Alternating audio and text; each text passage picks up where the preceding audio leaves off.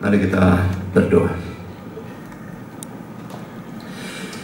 Bapa di surga, terima kasih bahwa kami kembali mendapatkan kesempatan dan kebebasan untuk membaca, untuk mendengar, mempelajari, merenungkan sebagian firman-Mu, dan kami masih tetap melanjutkan pembahasan tentang hari pendamaian di dalam Imamat pasal yang ke-16. Tuhan, Engkau sudah menyertai selama 3 session yang lalu. Kami berdoa supaya Engkau menyertai juga dan memberkati dalam session yang keempat ini, bahkan yang kelima yang akan datang. Tuhan, kami mohon Engkau juga pimpin hamba-Mu dalam menyampaikan firman, berikan kekuatan jasmani, pikiran, suara, berikan pengurapan, berikan apapun yang Dia butuhkan supaya firman dan Injil-Mu bisa sampaikan dengan baik, dengan benar, dan dengan sejelas-jelasnya. Dan kami bungkus dengan kuasa dan pekerjaan Roh-Mu, karena tanpa itu semua akan sia-sia. Dan tolong Tuhan, kami semua yang mendengar, berikan kami hati yang terbuka, berikan kesegaran kalau ada yang lelah ataupun mengantuk, berikan konsentrasi yang baik dari awal sampai akhir, dan berikan terang supaya kami bisa mengerti. Dan telah kami mengerti, berikan kami ketundukan. Siapapun yang belum percaya pada Kristus, tolong mereka bisa percaya dan diselamatkan. Dan bagi yang sudah percaya, tolong mereka semua ditumbuhkan, diteguhkan, dan menggunakan bahan ini untuk memberitakan Injil kepada orang-orang lain.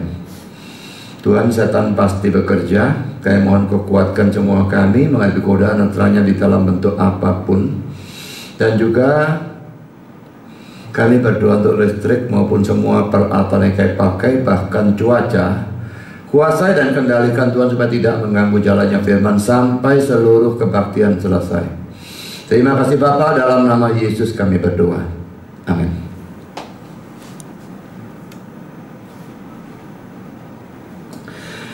Saudara, ini adalah session yang keempat dari pembahasan tentang Hari Raya Pendamaian atau Hari Pendamaian di dalam Imamat pasal yang ke-16. 2 session kita bahas pada hari Minggu, lalu session yang ketiga pada hari Jumat Agung kemarin, dan yang sekarang adalah session yang keempat. Sebetulnya sudah saya katakan bahwa session 3 dan session 4 ini mestinya jadi satu session yang sebetulnya satu kesatuan, tapi karena terlalu panjang, kalau disatukan kira-kira waktu itu jadi 2 jam setengah mungkin. Jadi akhirnya saya tetap memaksakan pemecahannya. Jadi session yang mestinya satu itu dipecah, satu pada Jumat Agung kemarin dan satu pada hari ini. Saudara, kita membahas 2 ekor kambing, dan 1 kambing yang disembelih itu kita bahas pada Jumat Agung kemarin. Sekarang 1 kambing yang dikatakan bagi Azazel ini kita bahas hari ini. Ya, saya akan ajak saudara baca bukan seluruh pasal, tapi hanya yang berurusan dengan kambing yang kedua ini. Kita baca Imamat pasal 16 ayat 5, lalu loncat ayat 7 sampai dengan 10, lalu loncat lagi ayat 20 sampai dengan ayat 22. Sebetulnya ayat 26 muncul lagi, tetapi itu tidak dibahas saat ini, tetapi kali yang akan datang, jadi itu tidak saya baca sekarang. Sekarang kita baca hanya yang ini saja, dan teksnya ada di depan. Dari umat Israel, ia harus mengambil 2 ekor kambing jantan. Nah, ini 2 ekor kambing yang saya bahas yang 1 minggu lalu dan Jumat Agung itu, dan 1 hari ini. Untuk korban penghapus dosa, dan 1 ekor domba jantan untuk korban bakaran.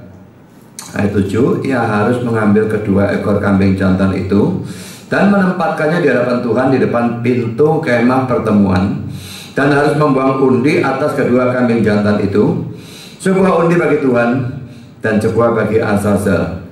Lalu Harun harus mempersembahkan kambing jantan yang kena undi bagi Tuhan itu dan mengolahnya sebagai korban penghapus dosa. Tetapi kambing jantan yang kena undi bagi Azazel haruslah ditempatkan hidup-hidup di hadapan Tuhan untuk mengadakan pendamaian, lalu dilepaskan bagi Azazel ke padang gurun. Ayat 20, setelah selesai mengadakan pendamaian bagi tempat kudus dan kemah pertemuan serta mezbah, ia harus mempersembahkan kambing jantan yang masih hidup itu, dan Harun harus meletakkan kedua tangannya ke atas kepala kambing jantan yang hidup itu, dan mengakui di atas kepala kambing itu segala kesalahan orang Israel dan segala pelanggaran mereka, apapun juga dosa mereka. Ia harus menanggungkan semuanya itu ke atas kepala kambing jantan itu dan kemudian melepaskannya ke padang gurun dengan perantaraan seseorang yang sudah siap sedia untuk itu. Demikianlah kambing jantan itu harus mengangkut segala kesalahan Israel ke tanah yang tandus, dan kambing itu harus dilepaskan di padang gurun. Jadi saudara, kita bahas dua kambing itu ya. Dan yang pertama sudah dibahas pada Jumat Agung, kambing yang disembelih itu ya. Sekalipun kalau dalam teks ini yang ditumpangi tangan dan lalu imam besar mengakui doa Israel itu adalah kambing yang kedua, tapi pada Jumat Agung itu sudah saya bahas bahwa tidak bisa tidak, praktek itu juga diterapkan kepada kambing yang pertama, dan sudah saya bahas di sana, tidak akan saya ulang di sini ya. Sekarang saudara, saya akan membahas kambing yang bagi Azazel. Saya akan ajak saudara baca lagi ayat 10, lalu loncat ayat 20 dan 22. Tetapi kambing jantan yang kena undi bagi Azazel haruslah ditempatkan hidup-hidup di hadapan Tuhan untuk mengadakan pendamaian, lalu dilepaskan bagi Azazel ke padang gurun. Perhatikan ya kata-kata dilepaskan bagi Azazel ke padang gurun. Lalu ayat 20 dan 22. Setelah selesai mengadakan pendamaian bagi tempat kudus dan kemah pertemuan serta mezbah, ia harus mempersembahkan kambing jantan yang masih hidup itu. Ya, ini bicara kambing kedua. Kambing pertama kan nanti disembelih ya. Ini kambing yang masih hidup, ya, kambing kedua. Dan Harun harus meletakkan kedua tangannya ke atas kepala kambing jantan yang hidup itu dan mengakui di atas kepala kambing itu segala kesalahan orang Israel dan segala pelanggaran mereka, apapun juga dosa mereka. Ia harus menanggungkan semuanya itu ke atas kepala kambing jantan itu dan kemudian melepaskannya ke padang gurun dengan perantaraan seseorang yang sudah siap sedia untuk itu. Demikianlah kambing jantan itu harus mengangkut segala kesalahan Israel ke tanah yang tandus, dan kambing itu harus dilepaskan di padang gurun. Saudara, pertama-tama saya akan membahas arti kata Azazel.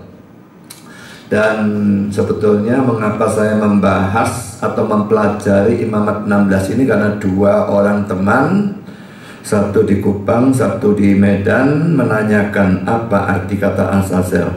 Lalu saya pelajari seluruh teks ini. Jadi saudara, sebetulnya ini asal usulnya mengapa kok tahu-tahu membahas Imamat 16 ya. Saudara, kata Azazel ini hanya muncul 4 kali dalam seluruh Alkitab. Dan semuanya di dalam Imamat pasal 16 ini, yaitu dalam ayat 8, lalu ayat 10 muncul 2 kali, dan di dalam ayat yang ke-26. Ini saya berikan ayat-ayatnya, dan kata-kata bagi Azazel ada 4 kali. Saya beli warna merah, sudah bisa melihat, tapi saya kira nggak usah dibacakan ulang. Saudara, jadi kata-kata bagi Azazel muncul dalam ayat 8, ayat 10 2 kali, lalu ayat 26. Terjemahan kita bagi Azazel, tetapi King James, NIV, NASB, dan New King James menerjemahkan for the scapegoat, bagi kambing hitam. Kambing hitam ini maksudnya bukan kambing yang warnanya hitam ya. Kambing hitam itu ungkapan ya. Kalau saya salah, salahnya tak tumpukan bagi orang lain, itu orang lain tak jadikan kambing hitam gitu lah. Itu kan ungkapan gitu ya. Jadi scapegoat itu artinya seperti itu. Bagi kambing hitam ini terjemahan dari beberapa Alkitab bahasa Inggris ini. Tapi RSV dan ESV menerjemahkan for Azazel, bagi Azazel, sama seperti terjemahan dari Alkitab kita. Saudara, ada bermacam-macam penafsiran tentang arti dari kata Azazel. Supaya nanti tidak ruwet, maka saya berikan ringkasannya lebih dulu ya. Pertama, penafsirannya Azazel itu menunjuk kepada setan atau komandan setan. Kedua, Azazel menunjuk pada penghancuran atau kehancuran. Ketiga, Azazel menunjuk pada tempat yang terpencil kemana kambing itu diusir. Keempat, Azazel menunjuk pada kambing itu sendiri. Seorang penafsir bernama Wenham memberikan 3 penafsiran tentang arti kata Azazel. Nanti ini pandangan pertama, kedua, ketiga. Nah, ada pandangan keempat, itu bukan dari dia, dari penafsir yang lain ya. Jadi akan saya bahas lebih panjang lebar. Pandangan pertama ya, yang mengatakan bahwa Azazel itu adalah setan atau komandan setan bahkan. Dan ini disebutkan oleh Wenham sebagai pandangan yang paling populer. Aneh saudara, nanti kalau sudah dibahas kelihatannya. Ini pandangan yang paling mustahil bagi saya, paling gila kasarnya ya. Tapi anehnya bisa paling populer. Azazel nama dari seorang setan. Lalu kenapa kambingnya diberikan kepada setan? Ada argumentasinya, tapi bantahannya jauh lebih kuat. Pandangan yang sangat tidak masuk akal bagi saya. Tetapi saudara, Wenham mengatakan pandangan yang paling populer. Dari sini kita belajar saudara ya, kalau suatu ajaran tertentu itu populer, dipercaya oleh banyak orang atau mayoritas orang, itu sama sekali tidak berarti pandangan itu benar. Sangat mungkin dan sangat besar kemungkinan, dan saya bisa berikan banyak contoh, pandangan yang sangat salah tapi dipercaya oleh mayoritas orang. Jadi kalau ada agama yang penganutnya paling banyak, itu juga tidak membuktikan ajaran agama itu pasti paling benar. Kalau penganutnya sedikit, tidak membuktikan juga dia mesti salah dan sebagainya. Saudara, sekarang kita lihat contoh-contohnya ya. Misalnya dalam pandangan tentang yang disebut rapture, saya kira saudara mesti sering dengar itu ya. Ada yang percaya bahwa kedatangan Yesus yang kedua kalinya itu nanti terjadi dalam 2 tahap ya. Kedatangan pertama dia beserta dengan malaikat, cuma sampai di awan-awan. Ini ngomong kedatangan kedua ya. Jadi ada 2 tahap. Nah, tahap pertama dia datang di awan-awan bersama para malaikat, lalu orang di dunia ini yang percaya diangkat semua, mumbul semua. Yang tidak percaya tetap tinggal. Lalu dia bawa ke surga. Dan lalu di dunia terjadi masa kesukaran besar dan sebagainya. Lalu berapa tahun lagi dia datang kembali beserta dengan orang-orang itu, orang-orang kudus itu, terus turun sampai ke dunia, lalu mendirikan kerajaan 1000 tahun. Saudara, itu adalah pandangan yang paling populer dari 4 pandangan berkenaan dengan kerajaan 1000 tahun. Saya tidak di sini mau membahas itu, cuma memberikan contoh saja ya. Tapi bagi saya saudara, pandangan itu adalah pandangan yang paling penting. Hampir semua karismatik percaya itu. Setahu saya kalau di Surabaya ya, setahu saya yang karismatik dan tidak mempercayai pandangan itu cuma gereja MDC. Lalu sebagian Protestan yang tergolong dispensasionalis juga percaya itu, dan mereka banyak sekali. Jadi saudara, mayoritas orang Kristen percaya pandangan itu yang bagi saya adalah pandangan yang paling tidak masuk akal dari 4 pandangan yang ada. Contoh yang lain saudara, tentang dikotomi atau trikotomi ya. Manusia itu terdiri dari 2 bagian atau 3 bagian. Kalau yang dikotomi 2 bagian, tubuh dan jiwa atau roh. Kalau dikotomi 3 bagian, tubuh, jiwa, dan roh. Saudara, jelas kalau mau diadakan angket, saya yakin yang memegang pandangan trikotomi itu yang paling banyak. Ayatnya ada dalam Alkitab, tubuh, jiwa, roh ada. Dan saya sendiri belum memegang pandangan itu sebelum saya belajar doktrin reform. Tapi setelah saya pelajari pro kontranya, ternyata semua argumentasi dari trikotomi ada 7 saya ingat, habis semua dihancur leburkan tanpa sisa. Dan setelah saya melihat itu, ya sudah, saya pindah pandangan. Saya pandangan dikotomi sekarang, cuma 2, tubuh dan jiwa atau roh. Lagi-lagi saudara, kita melihat bahwa apa yang kelihatannya pasti benar dalam Alkitab, istilahnya ada, baik Yunaninya, Ibraninya, maupun Inggrisnya, maupun Indonesianya. Tubuh, jiwa, roh itu ada istilahnya sendiri. Tapi tetap tidak berarti jiwa berbeda dengan roh, dua hal yang berbeda tidak. Nah, lagi-lagi saya bukan ingin membahas itu, tapi hanya memberikan contoh. Jadi saudara, sangat banyak hal yang dipercaya banyak orang, tetapi salah. Ini disebutkan pakai pandangan yang paling populer. Pada waktu saya baca saja, belum membahas tentang argumentasi, saya sudah merasa, kok setan ya apa sih? Aneh, terasa aneh sekali. Nah sekarang tapi mari kita pelajari argumentasinya. Pertama kita bahas argumentasi pendukungnya, yang mendukung pandangan bahwa Azazel itu setan atau komandan setan. Pertama saudara, dalam ayat itu Azazel dipertentangkan dengan Yahweh. Kan dua kambing, satu bagi Tuhan, Tuhan itu besar semua, dan itu menunjukkan dalam bahasa Ibrani-nya YHWH atau seringkali dibaca Yahweh.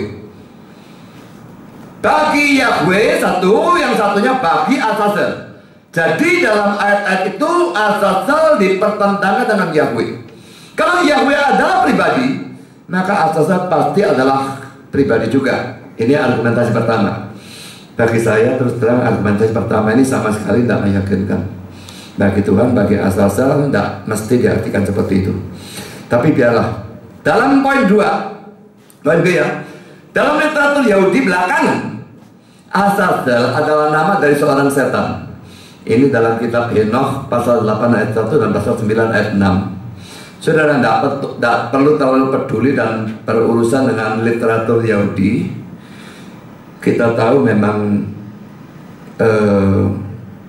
Yahudi pada zaman dulu adalah bangsa pilihan, dan ada saat-saat di mana pemimpinnya bagus, saleh, maka mereka juga bagus dan saleh. Tapi saudara, sejak zaman Yesus dan seterusnya, yang Yahudi yang dengan kepercayaan benar itu sangat jarang. Mereka sudah tidak karu-karuan. Dan karena kitab-kitab Yahudi model kayak Talmud, Mishnah dan sebagainya itu termasuk, kalau Henoch itu memang dianggap bagi kitab Yahudi, saya tidak terlalu gubris saudara. Bagi saya itu sama sekali tidak ada kekuatan argumentasi kalau mengambil dukungan dari kitab model seperti itu. Tapi tetap mereka memberikan itu sebagai dukungan. Yang ketiga saudara, poin C, Perjanjian Lama memandang padang gurun sebagai dihuni atau sering dikunjungi oleh setan-setan dan makhluk-makhluk yang serupa. Diambil dalam Imamat 17 ayat 7, lalu Yesaya 13 ayat 21, Yesaya 34 ayat 14, dan diminta untuk membandingkan dengan Matius 12 ayat 43. So dari sederetan ayat ini, ayat-ayat yang lain akan saya berikan dan jelaskan nanti di bawah ya. Kecuali Imamat 17 ayat 7 yang akan saya baca saat ini. Saudara, ayat ini penggunaannya sama sekali tidak cocok menurut saya. Karena ayat ini hanya menunjukkan larangan penyembahan terhadap jin atau setan. Dan itu pun terjemahan jin itu masih diterjemahkan bermacam-macam. Saya baca versi kita dulu ya. Imamat 17 ayat 7. Janganlah mereka mempersembahkan lagi korban mereka kepada jin-jin, sebab menyembah jin-jin itu adalah zina. Itulah yang harus menjadi ketetapan untuk selama-lamanya bagi mereka turun-temurun. Tidak, apakah dari sini kelihatan kalau jin atau setan itu, andai kata jin itu setan ya, sering ada di padang gurun. Ini cuma larangan, dari mana kelihatan? Mungkin mereka mengatakan ini ayat dikeluarkan pada waktu Israel ada di padang gurun. Jadi kenapa kok dilarang seperti itu di padang gurun? Nah, karena di padang gurun banyak penyembahan kepada jin, banyak jin disembah dan sebagainya. Tapi itu argumentasi yang menurut saya kok kejauhan ya, nggak cocok sama sekali bagi saya. Ini cuma larangan. Di samping terjemahannya juga beda-beda. Kalau Indonesia terjemahkan jin-jin, King James menerjemahkan devils, setan-setan. RSV menerjemahkan satyrs. Satyrs ini ada bermacam-macam terjemahan saudara. Tapi di sini rasanya atau diterjemahkan dewa yang menyerupai kambing, jadi patung berhalanya menyerupai kambing, atau diterjemahkan kambing yang kerasukan. Saudara tahu babi-babi kemana Yesus usir setan dan setannya minta izin masuk, dia masuk. Nah, setannya masuk, babinya kerasukan. Nah, ini bicara kambing kerasukan, ya. Ini terjemahan dari RSV, dan dua kemungkinan menerjemahkan dewa atau patung berhala yang menyerupai kambing atau kambing yang kerasukan. NIV menerjemahkan the goat idols, berhala yang menyerupai kambing. Jadi kelihatannya mirip dengan terjemahan RSV. NASB the goat demons, setan-setan yang menyerupai kambing. Jadi terjemahnya sudah macam-macam. Jadi tidak ada bukti apapun menurut saya dari Imamat 17 ayat 7 bahwa setan itu sering pergi ke padang gurun atau senang di padang gurun. Ya. Nah, sekarang saya lanjutkan dengan pembahasan orang yang percaya bahwa Azazel itu setan. Ditambahkan oleh mereka yang menganggap Azazel sebagai setan, itu tidak menganggap bahwa kambing itu dipersembahkan kepada setan. Kambing bagi Azazel, karena Azazel adalah setan. Tapi mereka tidak menganggap kambing dipersembahkan kepada setan, tapi mereka mengatakan bahwa itu menunjukkan dosa-dosa bangsa Israel. Waktu imam besar itu tumpang tangan kepada kambing yang kedua ini, lalu mengakui dosanya, maka dosa-dosa bangsa Israel sudah ditransfer kepada kambing itu. Lalu kambingnya ini bagi Azazel dan Azazel adalah setan. Berarti kambingnya dikembalikan pada penciptanya, yaitu Azazel atau setan yang tinggal di padang gurun. Setan senang di padang gurun katanya. Jadi Azazel di padang gurun, kambingnya diusir di padang gurun. Tapi Benham mengatakan bahwa sekalipun ada bantahan seperti itu, tak terhindarkan akan muncul pandangan bahwa kambing itu memang dipersembahkan kepada setan.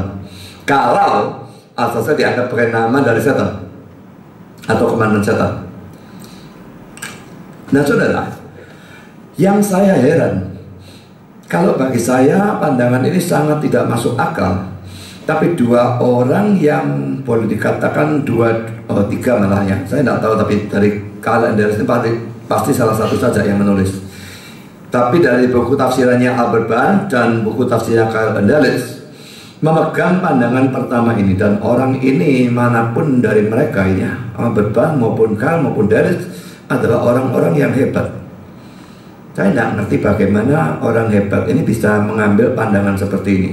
Tapi tetap saya akan berikan kata-kata dari Albert Barnes, beberapa kutipan ya. Pertama dia mengatakan begini: bagi kambing hitam, scapegoat ya, jadi kambing hitam bukan kambing yang warna hitam, saya ulang itu ya, lebih baik bagi Azazel. Jadi dia tidak setuju diterjemahkan scapegoat. Dia mengatakan tetap harus namanya saja Azazel. Kata itu tidak muncul di tempat lain manapun dalam perjanjian lama, kecuali dalam pasal ini, dan mungkin diturunkan dari suatu akar kata yang digunakan dalam bahasa Arab, tapi tidak dalam bahasa Ibrani. Berarti, jadi kata itu berarti menyingkirkan atau membuang atau memisahkan. Azazel adalah nama dari zaman sebelum Musa, dari seorang pribadi yang jahat yang ditempatkan dalam pertentangan dengan Yahweh. Ini dia dapat dari mana, atau kitab Henoh itu atau apa, saya tidak ngerti ya. Kitab Henoh itu pasti yang nulis bukan Henoh. Ya, saya tahu dari mana dia, kalau itu sebelum zaman Musa, dan tahu. Saya lanjutkan saudara, kata-kata dari Al-Quran. Pembuangan undi adalah suatu permohonan pada keputusan dari Yahweh. Bandingan Yosua 7, 16, 17, Yosua 14 ayat 2, Amsal 16, 33, Kisah 1, 26 dan sebagainya. Karena itu merupakan tindakannya untuk memilih satu dari kambing-kambing itu untuk pelayanan atau ibadahnya dengan cara korban biasa. Yang lain untuk pelayanan atau ibadahnya dalam membuang dosa-dosa kepada Azazel. Lihat catatan pada Imamat 16 ayat 22. Dengan tanda lahiriah yang penuh arti ini, dosa-dosa dikirim kembali kepada pencipta dosa itu sendiri. Seseorang yang sepenuhnya terpisah, yang dibuang dari daerah kasih karunia. Jadi ini hubungannya dengan kata-katanya tadi ya. Tadi dia akan mengatakan dalam bahasa Arab, dari bahasa Arab ya, artinya menyingkirkan, membuang atau memisahkan. Jadi setan itu dianggap sudah dibuang, dipisah dari daerah kasih karunia, sudah jauh dari Tuhan dan sebagainya. Jadi itu berarti setan. Itu cara dia menafsir, ya. Sekarang komentar dia tadi kan berhubungan dengan Imamat 16 ayat 22. Maka saya lihat tafsiran dia tentang ayat 22, dan dia mengatakan demikian: ke tanah yang tak dihuni, ke suatu tempat yang terpencil, atau kurung buka seperti di catatan tepi kurung tutup, suatu tempat dari pemisahan. Adalah jelas bahwa satu arti dari upacara dari kambing ini adalah penyingkiran atau pembuangan sepenuhnya dari dosa-dosa yang diakui atasnya. Tak ada simbol yang bisa dengan begitu jelas menyatakan dengan kata-kata kepenuhan atau kesempurnaan atau kelengkapan dari penerimaan Yahweh terhadap orang yang mengakui atau menyesali atau bertobat dari dosa-dosanya, seperti suatu korban penghapus dosa di mana suatu kehidupan diserahkan untuk mezbah, dan suatu binatang hidup tetap hidup untuk membawa semua dosa dan kenajisan. Dari dua kambing ini menggambarkan secara sempurna penerimaan Yahweh terhadap orang yang bertobat dari dosa-dosanya. Saudara, kata-kata padang gurun pada akhir ayat 10 dalam terjemahan kita memang bisa diterjemahkan tempat yang tak berpenghuni, tempat yang terpencil, dan sebagainya. Memang padang gurun kan biasanya tak berpenghuni, biarpun mungkin ada penghuninya, saya tidak ngerti gimana, tapi tempat yang tak berpenghuni atau tempat yang terpencil bisa diartikan seperti itu. Jadi saudara, ini tafsiran dari Albert Barnes dan menunjukkan dia memang percaya Azazel itu setan.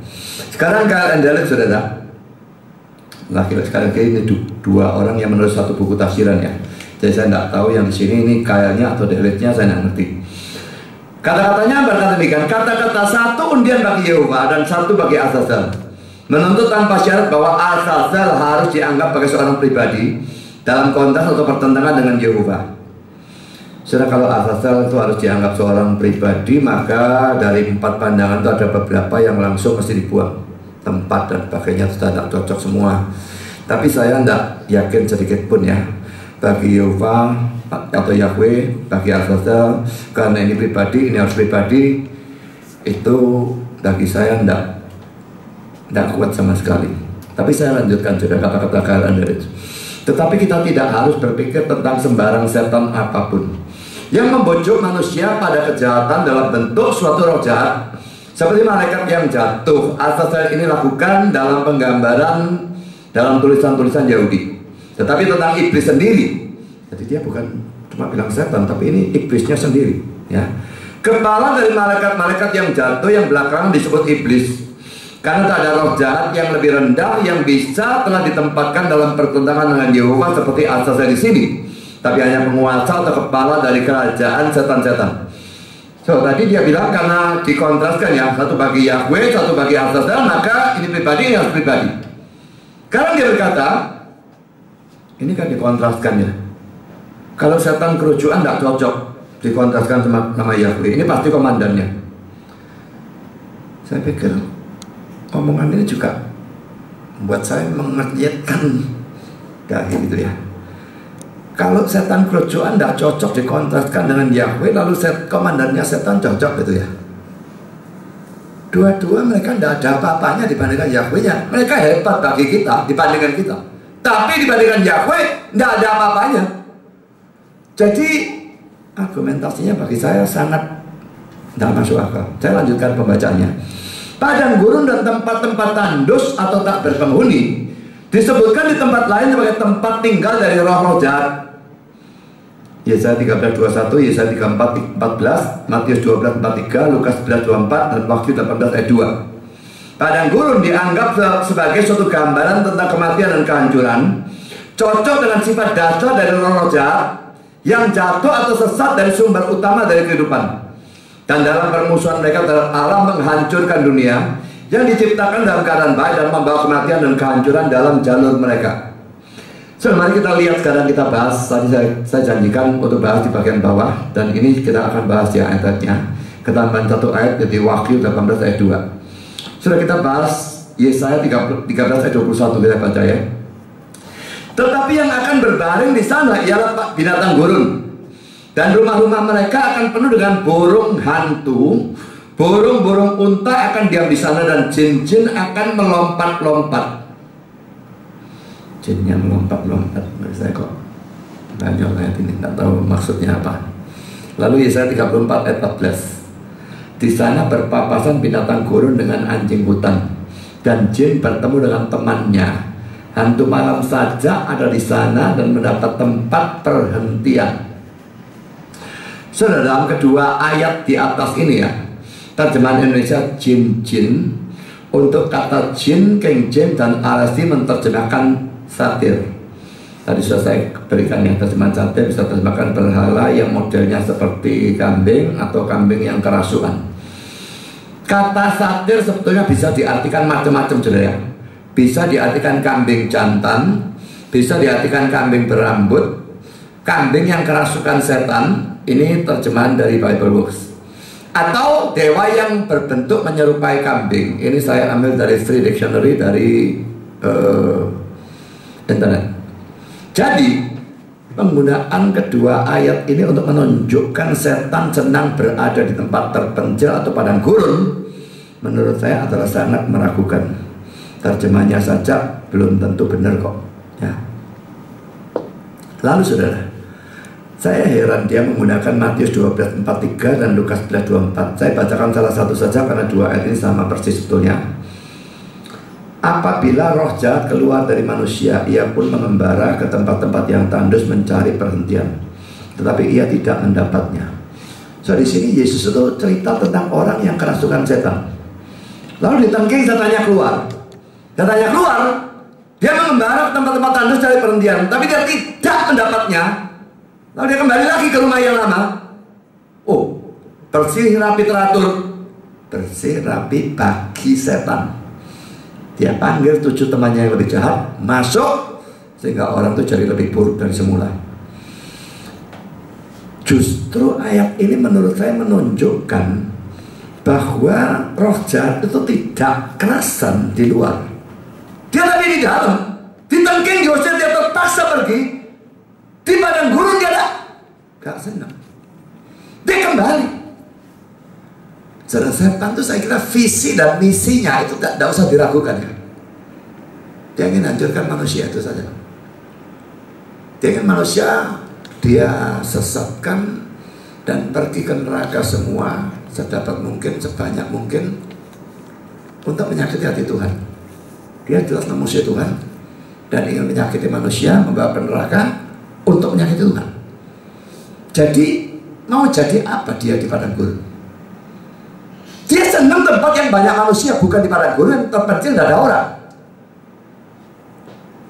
Sekarang saudara, kita lihat Wahyu 18 ayat 2. Dan ia berseru dengan suara yang kuat, katanya, sudah rubuh Babel, kota besar itu. Dan ia telah menjadi tempat kediaman roh-roh jahat dan tempat bersembunyi semua roh najis dan tempat bersembunyi segala burung yang najis dan yang dibenci. Apa hubungannya ini dengan padang gurun, saudara? Babelnya rubuh, runtuh, jadi reruntuhan. Apakah itu menjadi padang gurun? Menurut saya, saudara, ayat ini lagi-lagi sama sekali tidak cocok. Dan menurut saya kalau disebutkan roh najis dan sebagainya di sini, roh-roh jahat, itu hanya menunjukkan cara kiasan bahwa itu adalah tempat yang buruk. Jadi saudara, ayat-ayat yang digunakan oleh orang-orang yang percaya pandangan pertama bahwa asal itu adalah setan atau komandan setan, menurut saya tidak ada satupun yang cocok. Di samping saudara, sudah saya katakan secara teologis itu sama sekali tidak cocok kalau dikatakan setan itu senang di padang gurun. Saya tidak percaya setan-setan senang berada di padang gurun, di tempat yang tidak berpenghuni, di kuburan dan sebagainya. Kalau dalam masyarakat kita sekarang ini, orang biasanya percaya, bahkan ada pendeta yang percaya begitu, setan banyaknya di kuburan. Konyol, saudara. Siapa yang mereka goda di sana? Di kuburan orangnya sudah mati kok. Lah buat apa? Tidak bisa dia apa-apakan ya. Orang yang sudah mati itu kalau dia memang percaya dia sudah masuk surga, setan juga tidak bisa utak-utak. Kalau dia tidak percaya dia sudah di neraka, lah ya setan tidak ada gunanya goda orang yang sama masuk neraka. Mungkin di kuburan ada, kadang-kadang orang kubur orang, rombongan datang lah setannya bisa buat penampakan-penampakan memungkinkan supaya manusia jadi percaya takhayul, masih bisa. Tapi kalau tidak ada apa-apa, malam-malam tidak ada orang, dia di kuburan, saya tidak percaya itu sama sekali, saudara. Jadi saudara, pokoknya tempat di mana tidak ada orang, gurun pasir, padang gurun, atau tempat terpencil dan sebagainya, saya tidak percaya di sana ada setan. Apakah di bulan ada setan? Di bulan tidak ada orang. Saya tidak percaya di sana ada setan. Dia tidak akan ngangguran di sana, saudara. Ingat, visi dan misi setan menjatuhkan manusia supaya manusia tidak percaya, supaya manusia masuk neraka. Jadi dia pasti senang berada di tempat yang banyak orang. Yesus memang digodai di padang gurun. Tuh, berarti setan ada di padang gurun ya? Iya, karena Yesusnya ada di sana. Dia menggodai Yesus. Tapi setelah Yesusnya pergi dari sana, setannya tetap di padang gurun, tidak mungkin, saudara. Jadi saudara, tanpa alasan mereka tidak akan kerasan berada di tempat yang tidak berpenghuni. Mereka paling senang tempat yang banyak orang, khususnya gereja. Makin bagus gerejanya, makin banyak setannya. Saya yakin itu. Tempat yang banyak orang bisa dia sesatkan. Tapi orangnya sudah sesat, apanya ya lagi yang mau disesatkan? Ya tetap dia goda, tetap untuk jatuhkan dalam dosa lebih banyak bisa. Tapi tentu dia lebih senang goda seorang anak Tuhan. Ya. Kalau dia jatuhkan orang yang bukan anak Tuhan, ya dia senang juga. Tapi dia akan lebih senang, akan lebih menyakitkan bagi Tuhannya kalau dia menjatuhkan seorang anak Tuhan.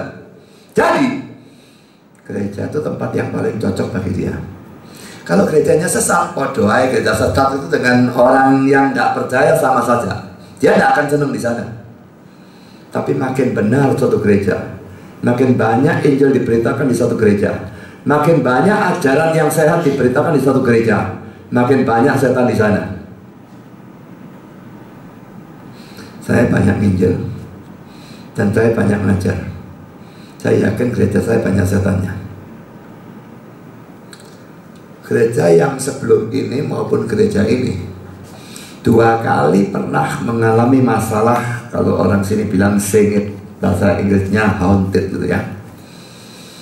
Gereja yang dulu ruko seperti ini, tapi 3. Pada saat seseorang turun tangga, dia bisa mendengar bunyi langkah di depan dia, tapi tidak ada apa-apa.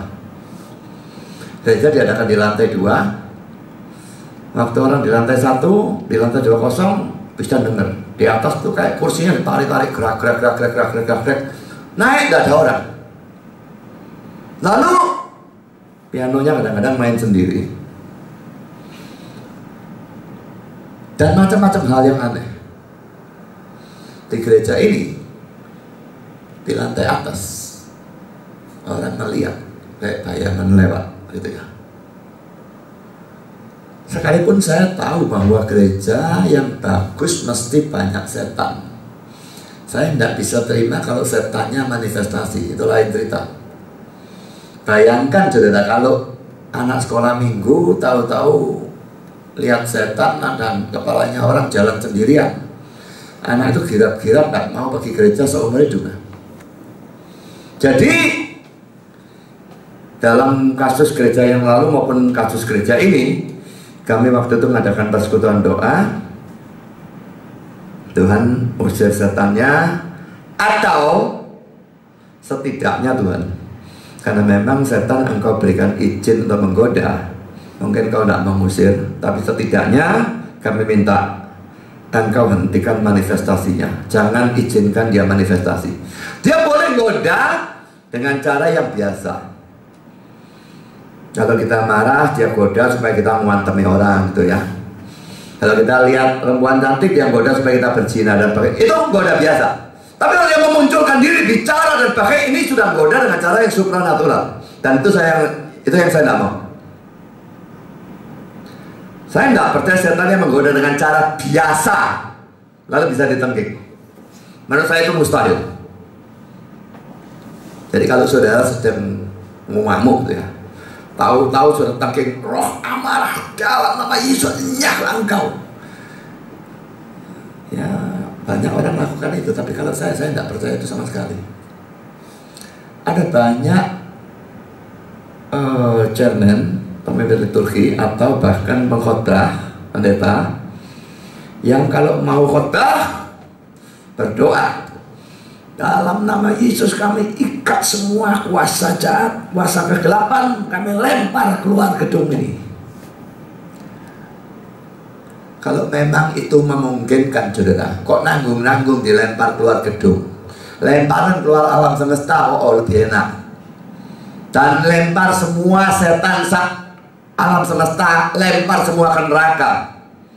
Saudara pernah dengar saya doa seperti itu? Tidak pernah satu kali pun. Karena apa? Saya tidak percaya nengking setan seperti itu bisa berhasil. Setan memang diberikan hak sampai Yesus datang kedua kali menggoda kita dengan cara biasa.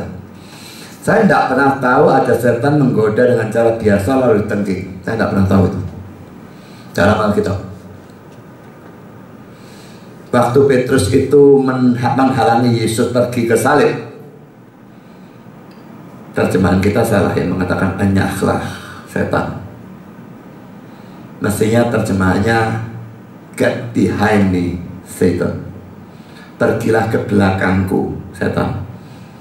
Tentu itu kata-kata tidak ditujukan kepada setan. Petrusnya disebut setan karena pikiran dia salah.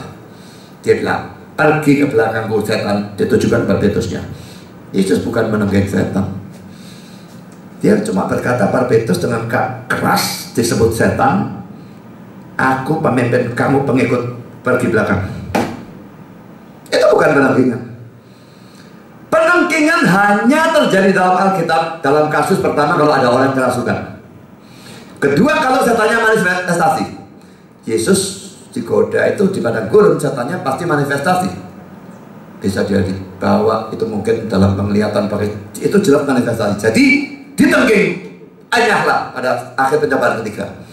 Tapi saudara, kalau godaan biasa, tidak pernah ada ayat manapun sebagai dukungan untuk mengusir setan yang menggoda kita biasa. Saya tidak percaya itu bisa terjadi.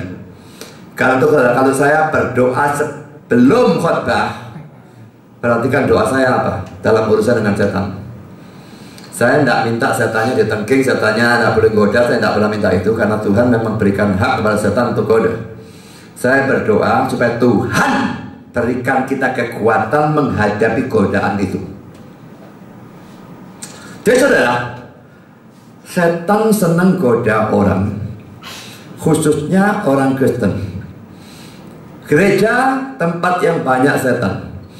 Ini mengharuskan kita setiap mau ke gereja berdoa mengatasi godaan itu. Dan saudara, jangan pikir godaannya cuma di gereja. Kalau dia kepingin menghancurkan gereja ini, dia kepingin menghancurkan setiap anggotanya. Saudara pulang, dia ikut pulang dengan saudara, atau ada konconya di rumah saudara, sudah tidak usah dia ikut saudara. Tapi yang jelas saudara, kita anak Tuhan, makin kita serius, makin kita beriman, makin kita saleh, makin setan serang dan gempur kita habis-habisan.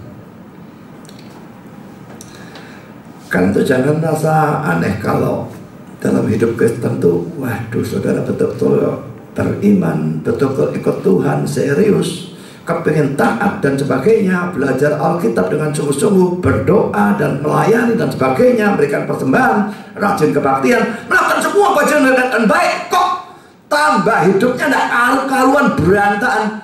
Bukan hal yang aneh, karena makhluk satu ini yang tidak senang, dan Tuhan mengizinkan dia menggoda saudara. Memang ada pembatasan dari Tuhan.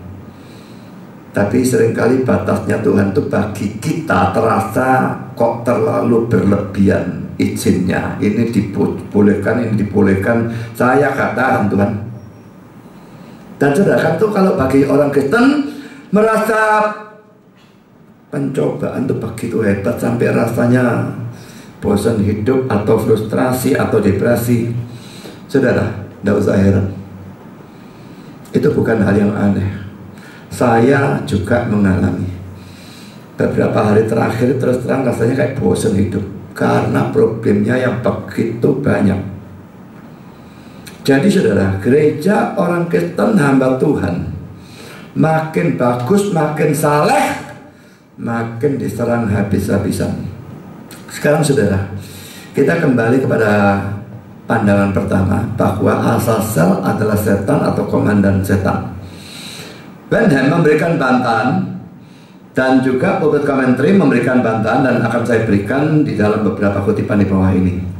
Pertama, Benham berkata demikian: karena itu ada kekuatan dalam keberatan Hertz. Jadi dia mengutip kata-kata orang yang namanya Hertz ini terhadap pandangan ini. Persembahan korban-korban kepada dewa-dewa dikatakan sebagai suatu kejahatan yang buruk atau menjijikkan persis dalam pasal setelahnya, pasal 17 ayat 7. Dan karena itu penghormatan atau penyembahan kepada seorang setan dari padang gurun tidak bisa dihubungkan dengan upacara-upacara yang paling kudus dari kemah suci dalam pasal yang mendahuluinya. Pasal 17 ayat 7 tadi sudah kita baca ya, larangan untuk menyembah kepada dewa-dewa, jin dan sebagainya itu ya.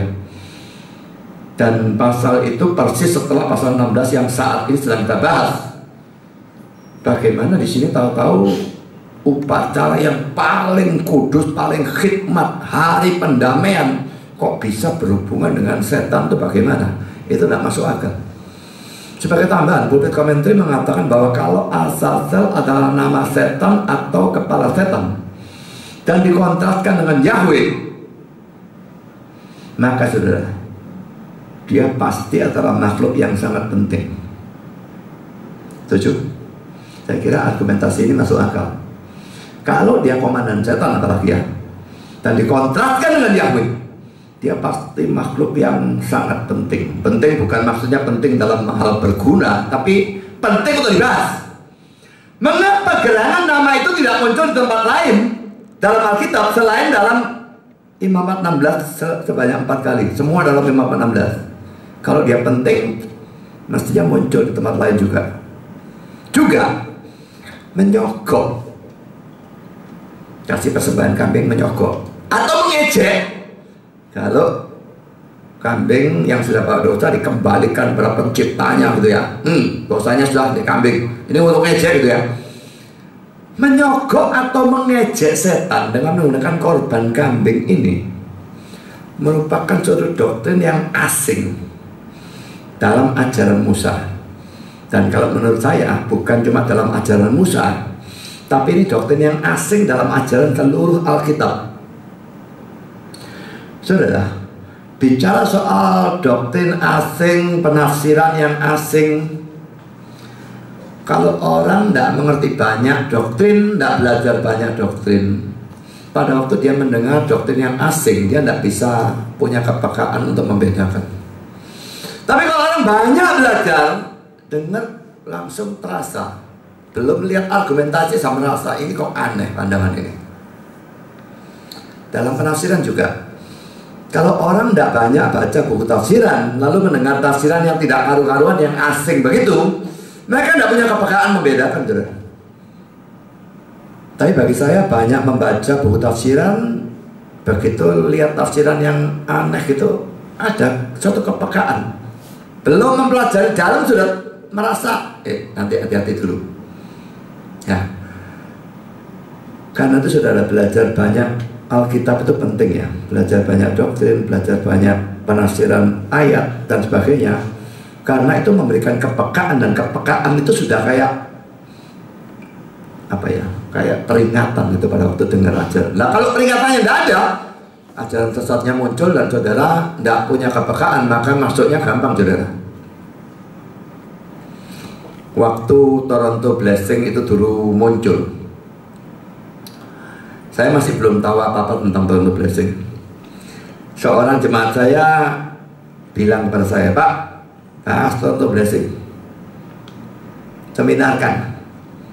Apa total blessing itu? Saya nggak tahu. Dia bilang orang ketawa terbahak-bahak sampai berhari-hari gak bisa mandek, keceguan berhari-hari. Saya bilang apa gendeng tak saya bahas kayak gituan. Bagi saya bisa terjadi hal seperti itu merupakan hal yang mustahil orang Kristen yang ngerti Alkitab bisa menerima, saudara. Dan karena itu saya bilang, ajaran dan praktek apa itu? Dan buat apa saya bahas seperti itu? Hanya orang gila yang mau terima. Tapi ternyata, saudara, waktu Toronto Blessing masuk betul-betul ke Surabaya, boleh dikatakan semua gereja karismatik yang besar menerima. Hanya gerejanya Pendeta Yusuf B.S. GBT gitu ya, GBT Bukit Zaitun ya, dia tidak menerima, tidak nolak, netral. Dan saya kaget sekali, seorang teman baik saya di fitness, seorang cewek, saya tahu orang ini orang Kristen yang genah, bagus, saleh, kepingin nginjil, dan pokoknya saya ngomong-ngomong dengan dia, wah Kristennya bagus. Dia terkena Toronto Blessing itu membuat saya marah sekali. Tadinya saya anggap tidak usah bahas, sekarang harus bahas, dan saya bahas. Tapi poin saya, bagaimana orang bisa begitu tidak peka sampai percaya bahwa Toronto Blessing itu lawatan Allah dan sebagainya, dan sebagai segala omong kosong itu.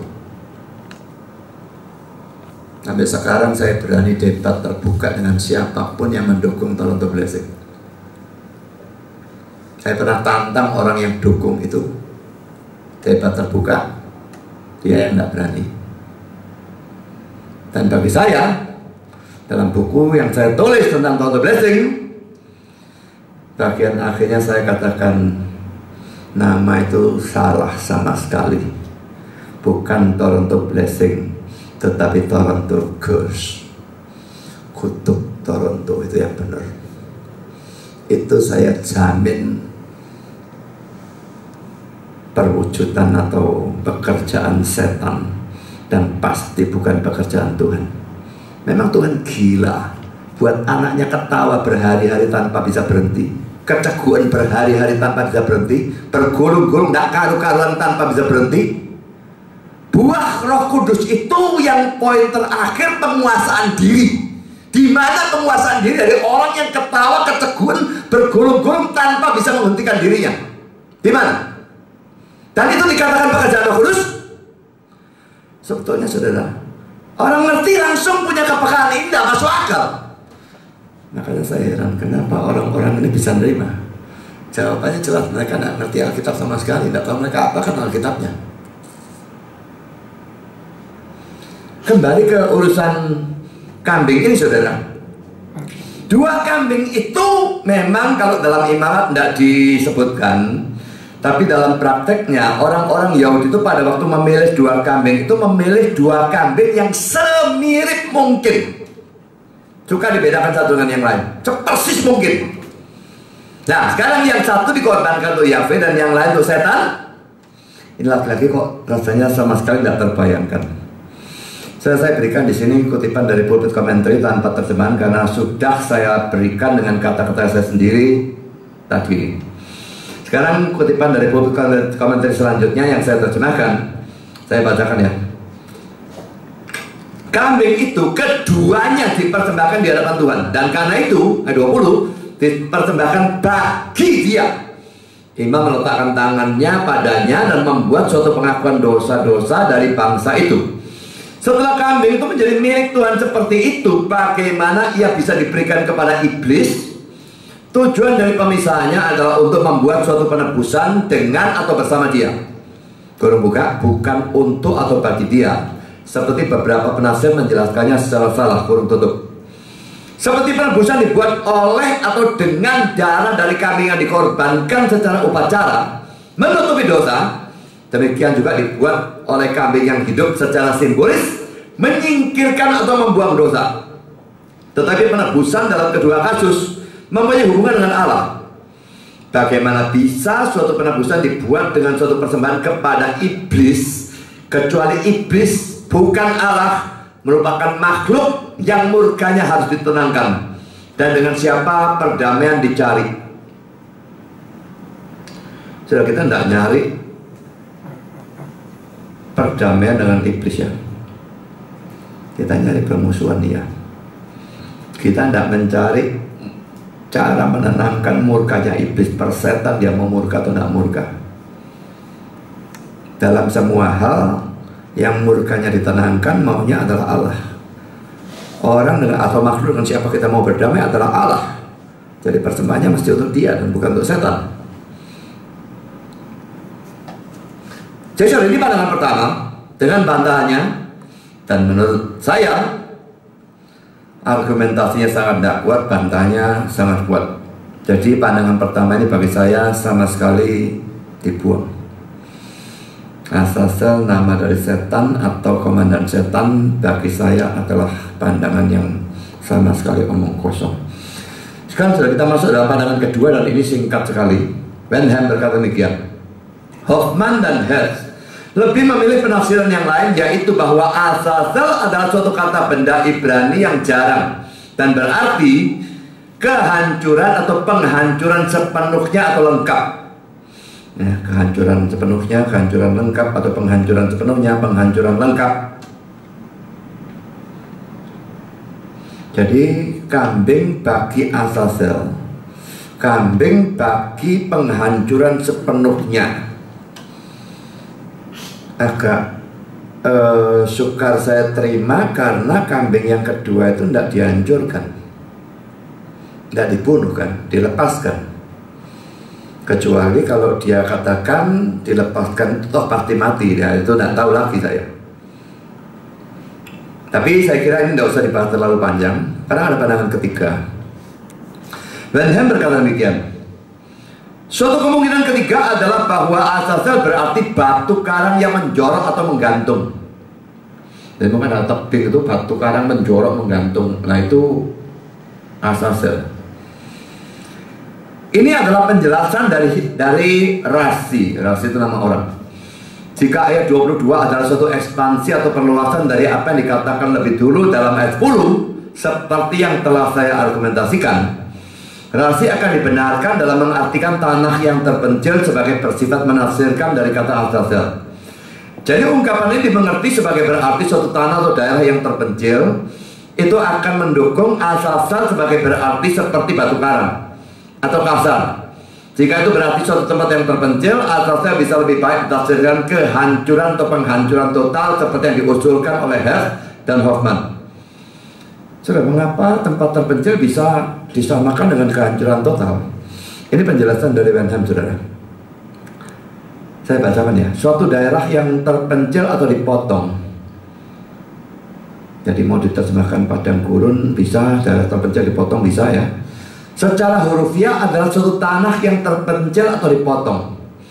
Terpencil atau dipotong bisa menunjuk pada fakta bahwa tempat kemana kambing itu diarahkan dipotong dari perkemahan.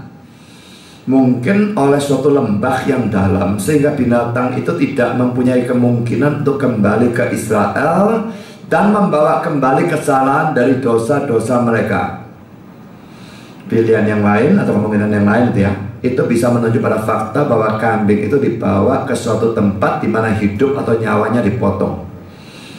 Pada zaman belakangan, Mishnah ini kitab Yahudi ya, mencatat bahwa kambing itu dibimbing ke suatu jurang yang curam dan didorong mundur untuk membunuhnya. Saudara, kalau Mishnah ini benar mencatat prakteknya seperti itu, ini sudah menambahi perintah Tuhan berkenaan dengan kambing bagi Azazel ini ya. Tuhan tidak pernah menyuruh bunuh kambing itu kan, hanya dilepaskan di padang gurun. Nggak boleh balik, itu cocok. Tapi membunuh kambing itu tidak ada aturannya belas. Kambing pertama itu yang disembelih, kambing kedua tumpangi tangan, dosa diakui, lepaskan di padang gurun, tidak boleh kembali. Saudara, Calvin termasuk yang percaya pada pandangan yang ketiga ini. Ini komentar Calvin, saudara. Berkenaan dengan kata Azazel, sekalipun para penasihat berbeda-beda, saya tidak meragukan bahwa itu menunjuk tempat kemana kambing hitam itu, scapegoat ya, diusir. Itu jelas merupakan suatu kata gabungan yang sama artinya dengan kepergian dari kambing itu. Yang orang-orang Yahudi telah terjemahan, apakah benar atau salah saya tidak bisa mengatakannya, apopompaion. Diterjemahkan begitu, dia tidak tahu benar apa enggak, jadi tidak usah diurus lah ya. Apa yang saya katakan paling cocok dengan kepergian dari kambing itu. Sekalipun saya berbeda dengan orang-orang Yahudi yang menganggap bahwa tempat ini berdekatan dengan Gunung Sinai. Seakan-akan undian bagi Azazel tidak dibuang setiap tahun pada waktu bangsa itu berada sangat jauh dari Gunung Sinai. Memang dalam hal ini saya setuju dengan Calvin. Kalau memang artinya tempat, tidak mungkin menunjuk tempat tertentu seperti orang Yahudi katakan dekat dengan Gunung Sinai. Mereka jalan terus. Kalau mereka meninggalkan Sinai sudah masuk Kanaan, terus pasti kambingnya dibuang ke sana, kan nggak lucu. Saya teruskan, maka cukuplah bahwa suatu tempat yang terpencil dan tak berpenghuni dipilih. Kemana kambing itu harus diusir supaya jangan kutuk Allah tetap ada pada bangsa itu. So, saya paling cocok dengan, paling condong dengan pandangan ini. Menurut saya nggak bisa pasti sudah ya, tapi rasa-rasanya paling bisa saya terima itu pandangan ketiga ini, tempat yang terpencil. Jadi kambing bagi Azazel, kambing bagi tempat yang terpencil atau yang terpotong, pokoknya yang membuat dia itu tidak bisa balik. Jadi itu pandangan yang saya paling cocok. Mau pasti tidak bisa. Pandangan keempat tidak diberikan oleh Benham, saya sudah katakan tadi, diberikan oleh pulpit komentar dan penasihat-penasihat yang lain. Kata Azazel dianggap menunjuk pada kambing itu sendiri. Bagaimana bisa demikian? Dalam Calvin's Commentary, saudara, komentarinya Calvin itu ada catatan kaki dari penterjemahnya ya. Jadi ini bukan pandangan Calvin, tapi pandangan dari penterjemahnya Calvin's Commentary. Dia mengatakan, kebanyakan penulis kamu setuju bahwa Azazel tidak bisa berarti apapun juga yang lain daripada apa yang adalah terjemahannya yang seharusnya. Jika dibagi atau dipecah seperti ini, Azazel, yaitu kambing yang pergi. Dan secara mirip tapi lebih jelas, McClintock dan Strong Encyclopedia mengatakan demikian. Buxtorf, ini leksikon atau kamus Ibrani, dan Vagius, kritisi sakri di tempat saya tidak tahu apa itu ya. Sesuai dengan pandangan ini tentang artinya, menurunkan kata itu, kata Azazel ya, dari itu seekor kambing, dan asal itu pergi atau meninggalkan. Jadi Azazel yang berasal dari dan asal. Itu seekor kambing, asal itu pergi atau meninggalkan. Jadi Azazel kambing yang pergi atau kambing yang meninggalkan. Nah, pada penurunan kata ini telah diberikan keberatan oleh Bochart, Wiener, dan orang-orang lain bahwa menunjuk atau berarti kambing betina. Tapi ditegaskan atau dinyatakan, dijawab keberatannya ya, bahwa kata itu kelihatannya tidak mempunyai karakteristik tentang jenis kelamin manapun dalam Kejadian 30:33 dan Imamat 3:12 dan sebagainya. Saya akan ajak saudara baca dua ayat ini ya. Kejadian 30:33. Apakah memang kambing betina? Kata digunakan, diterjemahkan kambing-kambing di sini untuk muncul bentuk jamaknya ya. Ini kata-kata Yakub, saya kira kepada Laban. Dan kejujuranku akan terbukti di kemudian hari apabila engkau datang memeriksa upahku. Segala yang tidak berbintik-bintik atau berbelang-belang di antara kambing-kambing dan yang tidak hitam di antara domba-domba, anggaplah itu tercuri olehku. Jelas dia tidak maksudkan kambing betina, tapi seadanya kambing jantan betina, tidak peduli jenis kelaminnya apa. Lalu Imamat 3:12, jika persembahannya seekor kambing, ia harus membawanya ke hadapan Tuhan. Jelas juga ini tidak bicara kambing jantan ataupun betina, dan ini pakai kata juga ya. Jadi dijawab kalau itu kambing betina, padahal di sini kambing jantan. Tidak harus kambing betina. Buku komentar menjelaskan dengan penjelasan yang luar biasa ruwet. Kutipan lengkap saya berikan di bawah, tapi tidak saya terjemahkan karena begitu sukar. Saya saja terus terang saja ngerti samar-samar dan banyak yang tidak saya ngerti. Saya hanya memberikan bagian-bagian tertentu dengan kata-kata saya sendiri, itu pun ada yang saya tidak ngerti. Dan saya beritahu nanti apa yang saya tidak ngerti. Pulpit Commentary mengatakan bahwa azazel adalah kata yang dilunakkan. Bahasa Inggrisnya soften. Apa maksudnya kata yang dilunakkan? Saya tidak ngerti ya. Kata azazel, kata yang dilunakkan dari kata asal sel. Asal sel berasal dari asal sel. Dan asal sel diturunkan dari kata asal, yang pada akhirnya berhubungan dengan kata bahasa Arab asalah, yang berarti dibuang atau disingkirkan. Tetapi penurunan langsung didapatkan dari penduplikatan ulang. Bahasa Inggrisnya reduplicate. Kata kerja itu yaitu asasal. Saya tidak ngerti lagi opo itu reduplicate dan sebagainya. Penduplikatan ulang memberikan kekuatan dari pengulangan, sehingga kalau asal berarti dibuang atau disingkirkan, maka asal sal berarti disingkirkan oleh suatu pengulangan tindakan-tindakan. Jadi asal sel atau asasel berarti sesuatu yang menyingkirkan oleh suatu seri tindakan-tindakan. Dalam arti ini asasel berhubungan secara ketat dengan fungsi yang dianggap menjadi milik kambing itu dalam ayat 21 dan 22. Saya bacakan ayat 21-nya dan 22-nya.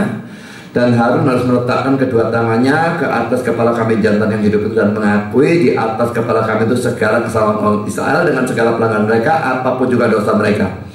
Ia harus menanggungkan semuanya itu ke atas kepala kambing jantan itu dan kemudian melepaskannya kepada gurun dengan perantaraan seseorang yang sudah siap-siap untuk itu. Karena perhatikan ayat 22. Demikianlah kambing jantan itu harus mengangkut segala kesalahan Israel ke tanah yang tandus, dan kambing itu harus dilepaskan di padang gurun. Pulpit Commentary menambahkan, tidak ada kata yang bisa menyatakan dengan lebih baik gerakan kambing itu di depan mata bangsa itu pada waktu dia pergi. Jadi saudara bayangkan ya, Imam besar Harun tumpangkan tangan ke atas kepala kambing itu, ngakui segala dosa Israel, berarti dosa-dosa ditransfer ke kambing itu. Lalu kambing itu diserahkan pada seseorang dan bersama dengan orang itu digiring. Sekarang saudara jadi bangsa Israel, melihat kambing itu mula-mula dekat, mungkin katakanlah jarak 10-20 meter dari saudara. Lalu digiring, dia pelan-pelan jalan terus menjadi 50 meter, 100 meter, 200 meter sampai hilang dan tidak kembali.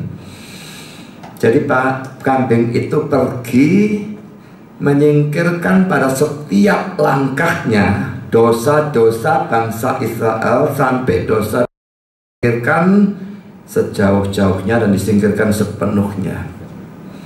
Itu seri tindakan. Ya, langkah demi langkah demi langkah demi langkah. Bagi saya saudara, problem dengan pandangan ini, kalau asasel itu adalah kambingnya, gak sesuai dengan kalimatnya saudara.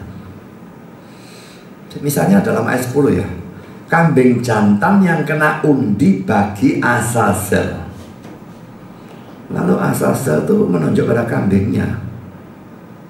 Kambing jantan yang kena undi bagi kambingnya. Ya betul. Jadi kalimatnya menjadi tidak masuk akal. Saudara, mungkin sampai saat ini bingung. Tidak apa-apa kalau bingung, tidak jadi masalah. Saya saja baca ini bingung kok. Tapi sekarang saya ingin tegaskan satu hal yang penting, dan yang ini jangan bingung. Kalau melihat pro kontra tentang arti kata asasel, mungkin kita tidak akan bisa mendapat kepastian tentang arti kata itu. Tapi ini saya tekankan, sebetulnya itu memang gak penting dan gak perlu. Saudara tidak ngerti kata asasel, gak jadi masalah. Yang penting apanya? Yang perlu apanya? Bukan arti dari kata asasel. Yang penting dan perlu adalah upacaranya. Dan arti upacara itu yang penting.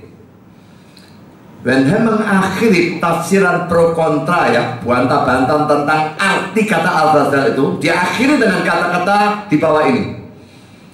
Apapun yang kita mengerti dengan kata Azazel, di sana tidak ada keraguan tentang arti seluruhnya dari upacara itu. Jadi saudara, para penafsir pro kontra itu abraan semua urusan arti kata Azazel. Tapi kalau arti dari upacaranya, mereka semua seragam. Tidak ada yang menafsirkan lain. Jadi arti kata Azazel nggak penting saudara. Tapi harus dibahas memang. Nggak semua bahas ya sudah. Dan orang tanya saya arti tak kasih. Saya nggak bisa tahu arti yang pasti dan memang tidak penting. Tapi saudara, upacaranya penting. Kalau saya lanjutkan, apakah Azazel berarti gunung di mana kambing itu dihancurkan? Dosa yang diberikan kepada penghancuran, atau malaikat-malaikat jahat yang diberi suatu suap atau sogok supaya ia tidak menjadi seorang pendakwa, itu semua kembali pada gagasan dasar yang sama. Dosa itu dibuang atau dimusnahkan sama sekali dari Israel. Jadi itu arti dari upacara ini. Tumbang tangan si imam besar kepada domba itu, kambing itu, akui dosa, dan itu pentransferan dosa ditransfer kepada kambing. Kambing yang diusir, tidak kembali lagi. Artinya dosa itu dibuang, dimusnahkan sama sekali dari Israel. Dalam hal ini tidak ada penafsir yang berbeda, semua sama. Dan ini yang penting saudara. Jadi saudara belajar ini arti upacara yang penting. Memang saya bahas panjang lebar arti kata Azazelnya, tapi itu adalah gunanya sebetulnya. Yang penting arti upacaranya. The Bible Exposition Commentary mengatakan demikian. Tanpa mempedulikan atau mempersoalkan asal usul dari kata itu, artinya adalah jelas. Arti upacara ya, tindakan melepaskan kambing itu menyimpulkan dosa-dosa dari bangsa itu dibawa pergi, tidak pernah ditanggungkan terhadap mereka lagi. Sejauh timur dari barat, sejauh itu ia telah menyingkirkan pelanggaran-pelanggaran kita dari kita. Mazmur 103:12 New King James. Lihatlah anak domba Allah yang menyingkirkan atau membawa pergi dosa dunia. Yohanes 1:9 New King James. Saudara, dua ayat tadi dalam kutipan saya terjemahkan sesuai dengan New King James.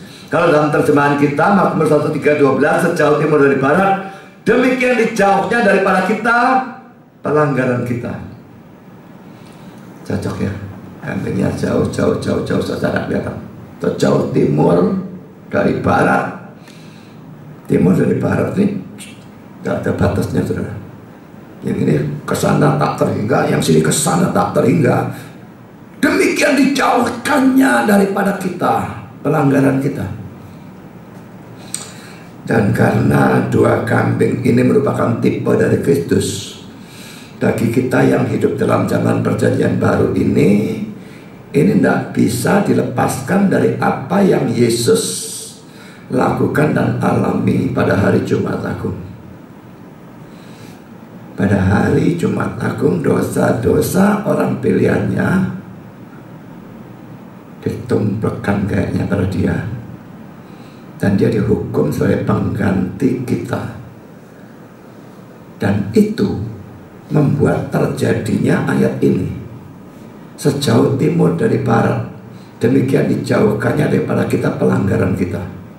Bagi saudara yang percaya Kristus, dosa sudah ditumpahkan pada Kristus, dan dia mati membayar hukuman dosa itu. Kita tidak bisa ditagih lagi. Dosa dengan kita sudah begitu jauh seperti timur dari barat. Jadi dalam perjanjian lama cuma ada tipe atau bayangannya. Kita sekarang punya antitipenya, penggenapannya. Kristus menggenapi kedua kambing jantan itu, baik yang disembelih maupun yang ditumpangi tangan dan diusir dan sebagainya itu. Dan Yohanes 1:29 versi kita, pada keesokan harinya Yohanes melihat Yesus datang kepadanya. Dia berkata, lihatlah anak domba Allah yang menghapus dosa dunia. Saudara, Yesus memang menggenapi ya tipe-tipe bayangan-bayangan di dalam perjanjian lama. Seandainya tidak ada Kristus yang mati di atas kayu salib pada hari Jumat Agung, Israel mau usir 1000 kambing pergi ke padang gurun, sembelih 1000 kambing yang lain dan sebagainya, tidak akan ada guna sama sekali. Tipe tanpa antitipe, nilainya 0. Hanya dengan adanya antitipenya, baru tipenya ada gunanya untuk mereka. Mereka percaya dan melaksanakan tipe itu, dianggap mereka percaya pada antitipenya, percaya kepada Kristusnya. Bagi kita sekarang, karena antitipe sudah datang, tipenya tidak usah digubris sama sekali. Dipelajari ya, tapi dilaksanakan, dituruti. Saudara mau beli kambing 2, satu sembelih, satu diusir, ditumpangi tangan sebagai diusir. Saudara pasti ada sesuatu yang korslet di dalam otaknya secara rohani kalau melakukan itu. Itu sudah digenapi oleh Kristus. Kita nggak usah beli kambing atau apapun, lembu dan sebagainya. Sudah tidak musim yang seperti itu. Itu musim perjanjian lama, bukan perjanjian baru. Sekarang saudara, kita masuk dalam poin yang ketiga ya. Jadi poin pertama kambing yang pertama, poin kedua kambing yang bagi Azazel, poin ketiga ini arti gabungan dari 2 kambing itu dan apa yang dilakukan terhadap mereka. Pulpit Commentary mengatakan demikian ya. 2 kambing itu merupakan satu korban penghapus dosa untuk bangsa itu. Yang satu dipersembahkan sebagai korban sembelih ya, yang menyimbolkan penebusan atau penutupan yang dibuat dengan pencurahan darah. Yang lain menyimbolkan penyingkiran atau pembuangan dosa-dosa bangsa itu yang dibawa pergi dan hilang dalam kedalaman padang gurun dan tak bisa kembali. Bandingkan Mazmur 103:12, sejauh timur dari barat, sejauh itu ia menyingkirkan pelanggaran-pelanggaran kita dari kita. Dan Mika 7:19, ia akan kembali, ia akan mempunyai belas kasihan kepada kita, ia akan menundukkan kejahatan-kejahatan kita, dan engkau akan membuang dosa-dosa mereka ke dalam kedalaman laut. Ayat ke-8 seharusnya diterjemahkan sebagai ayat itu ada dalam Authorized Version. Authorized Version itu sama dengan King James ya. Atau jika kita meminta ketepatan yang lebih besar, ini terjemahan yang dia mau ya. Dan Harun harus membuang undi atas 2 kambing itu, 1 undi bagi Tuhan dan 1 undi bagi suatu penyingkiran atau pembuangan dosa-dosa. Saya sudah tidak gubris tentang arti dari Azazel yang dia terjemahkan demikian, tetapi saya persoalkan ayatnya ya. Mazmur 103:12 tadi sudah saya bacakan versi LAI, tapi Mika 7:19 sekarang saya bacakan versi LAI, tadi yang di atas itu versi King James. LAI menerjemahkan demikian, Mika 7:19, biarlah ia kembali menyayangi kita, menghapuskan kesalahan-kesalahan kita dan melemparkan segala dosa kita ke dalam tubir-tubir laut. Makanya tadi dalam puji-pujian itu yang Indra pakai juga ada kata-kata seperti itu ya, timur dari barat, ke dalam tubir laut dan sebagainya. Memang rupanya yang dimaksud tubir laut itu palung-palung laut ya. Sepanjang yang saya tahu, yang paling dalam ada di sekitar Filipina dengan kedalaman 10-11 km dari atas permukaan laut. Saudara, gunung yang tertinggi Mount Everest itu cuma sekitar 8.800 sekian ya, dari permukaan laut, tidak sampai 9 kilo. Tapi laut yang terdalam itu 10-11 kilo.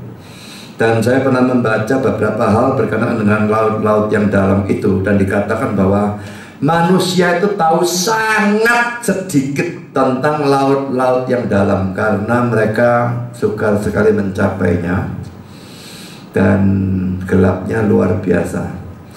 Saya percaya tidak ada cahaya apapun di sana, karena dari atas tidak akan nembus. Dalam kedalaman 1 kilo sudah tidak ada cahaya bisa masuk, apalagi 10-11 kilo. Dan manusia tahu lebih banyak tentang bulan, bahkan mungkin planet-planet yang lain, dibandingkan tahu tentang palung-palung laut ini.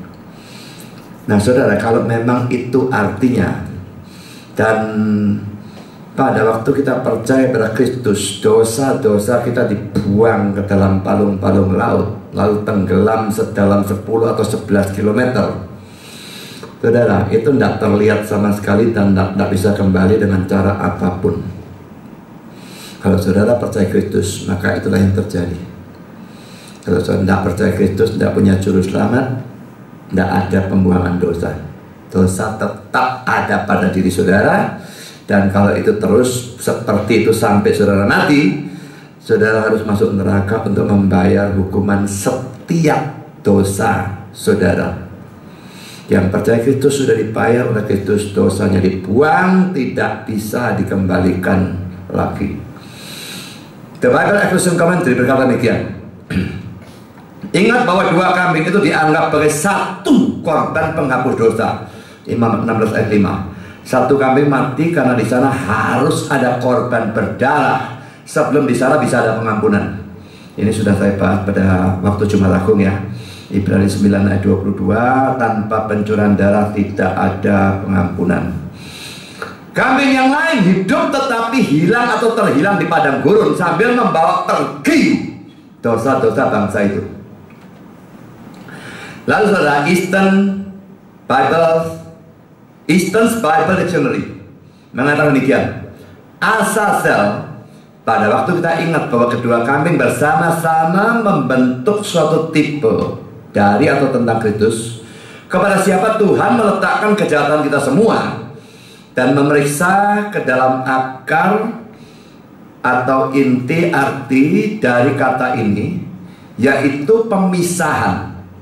Penafsiran dari mereka yang menganggap satu kambing sebagai menggambarkan penebusan yang dibuat, dan kambing yang lain, kambing bagi Azazel sebagai menggambarkan hasil dari pekerjaan penebusan yang agung itu, kurung buka, yaitu penyingkiran untuk pembuangan dosa secara total, kurung tutup, pasti harus lebih dipilih. Satu kambing yang adalah bagi Yehova dipersembahkan sebagai korban penghapus dosa, dengan mana penebusan dibuat. Tapi dosa-dosa juga harus dibuang secara terlihat. Dan karena itu mereka secara simbolis diletakkan oleh pengakuan dosa pada kambing satunya, yang lalu dikirim atau dibuang bagi Azazel ke dalam padang gurun. Tak jadi soal apa yang terjadi dengan kambing itu. Jadi ingat ya, jangan tanya pertanyaan yang tidak ada gunanya. Loh, kambing terus dicono, kambingnya jadi apa? Saya tidak ngurus kambingnya jadi jerapah atau kambingnya gali lubang masuk ke dalam tanah. Saya tidak ngurus kambingnya terjun ke jurang atau naik gunung, saya tidak peduli. Yang penting dia ada kembali, itu saja ya.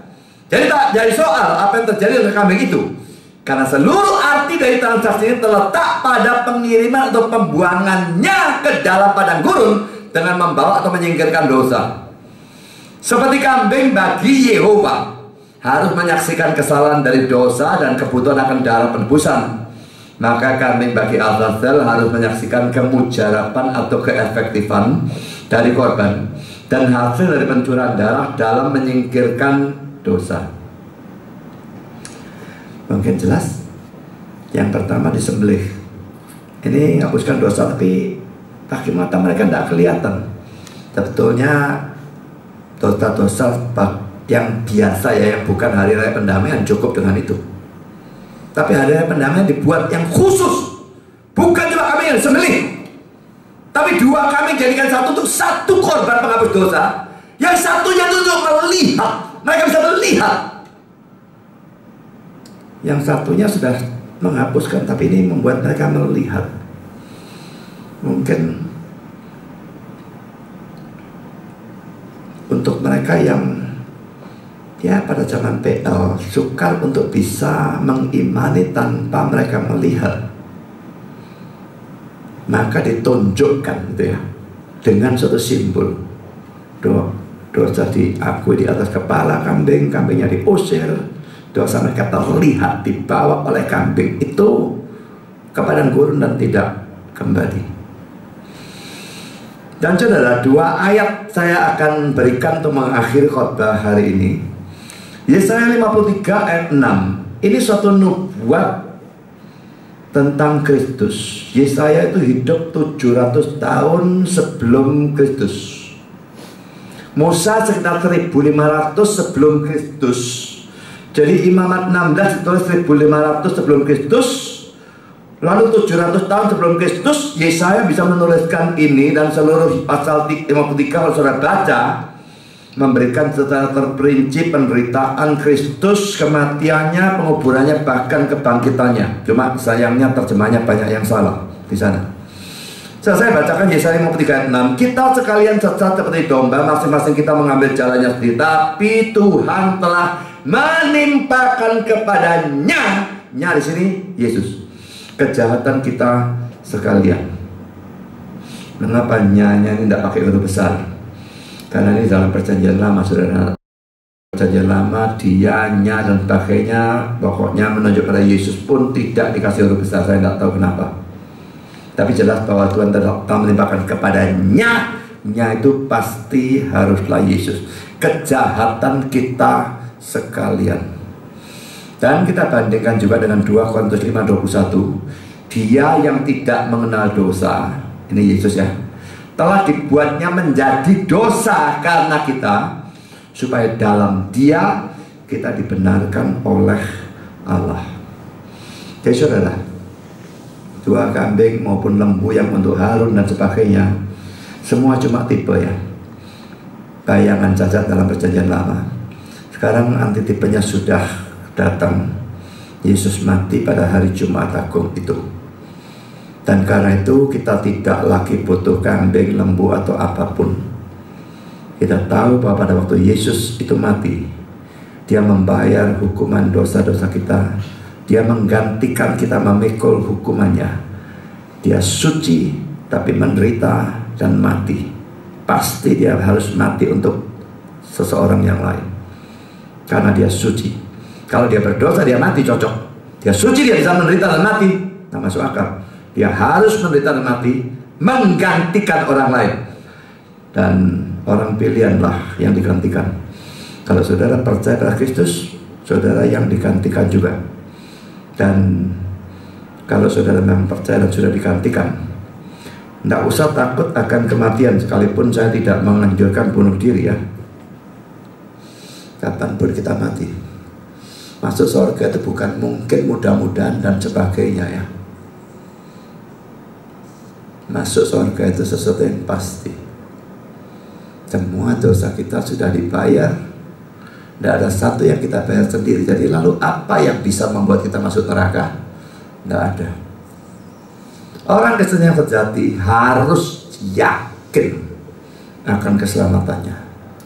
Pada saat kita mati, kapanpun itu terjadi, yakin masuk surga. Kematian bukan lagi sesuatu yang menakutkan. Kematian bukan lagi hukuman. Kematian itu jalan untuk pindah dari dunia ini pergi ke surga. Saudara, sudahkah saudara percaya? Yang belum percaya, cepatlah percaya. Kita tidak tahu kapan kita mati. Jadi cepat percaya sebelum terlambat. Yang sudah percaya, beritakanlah Injil ini kepada orang-orang lain, supaya lebih banyak orang yang bisa percaya pada Kristus dan juga diselamatkan. Tuhan memberkati saudara. Amin.